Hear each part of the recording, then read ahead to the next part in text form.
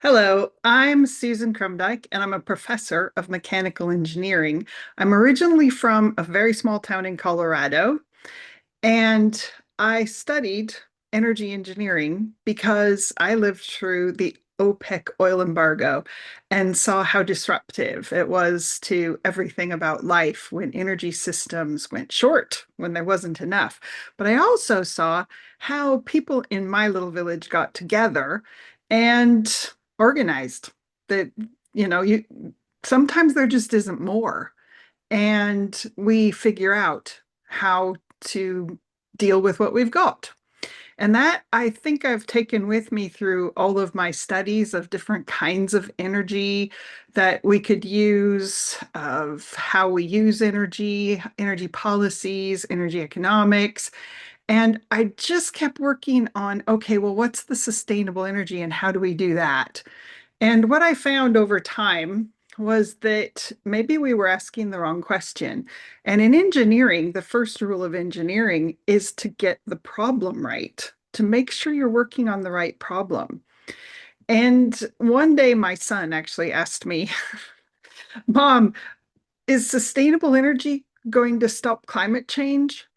And I think, anybody who really knows energy, if you're honest, you know that more renewables isn't actually stopping the use of fossil fuels. So, no.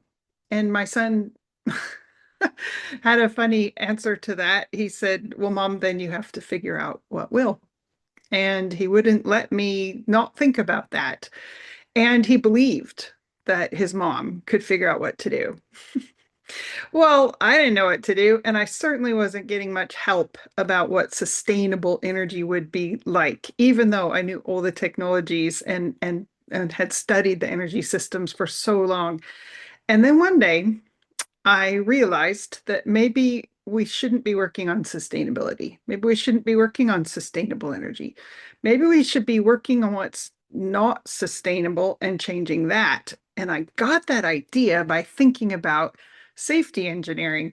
I didn't know that much about safety, except that we all know about it and we all participate, all end users, policy, economics. I mean, if there's a failure of safety of a system, we dig into it. We figure out what went wrong. If somebody was negligent, they're held to account.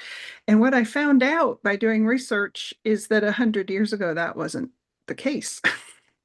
Safety failures were just meh, sad. Right. And something changed.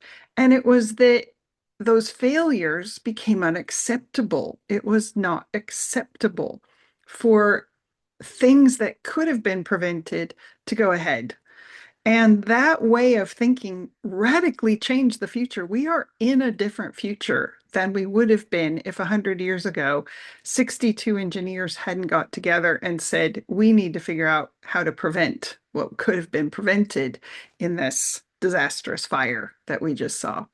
So, what if we applied that thinking? What if it's not a new technology that we need? What if it's a new thinking that we need? That's what transition engineering is.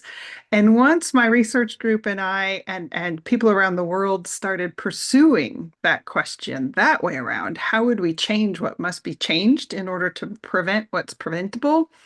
Then what we really started to see is that there are tens of thousands of people around the world who have been thinking that same thing and have been working on what needs changed. Unfortunately, we haven't found each other yet. And so we're all sort of working in different directions in a kind of diaspora. And so transition engineering gives us a discipline to come together and be effective and start to build this whole culture of figuring out how to change what needs changing, even if we don't know what that is right now. We know what's unsustainable and we know what we should stop doing. And when we actually look at that problem, when we define the problem, then we can solve it. Pretty sure of that. I hope you really enjoy the book Transition Engineering because it is hopeful, not hopeful because we need hope, but hopeful because When you actually define the problem right, then you can solve it.